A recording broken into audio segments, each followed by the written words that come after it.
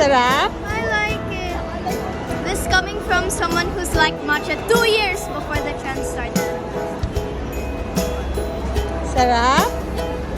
Enjoy your matcha. Thank you.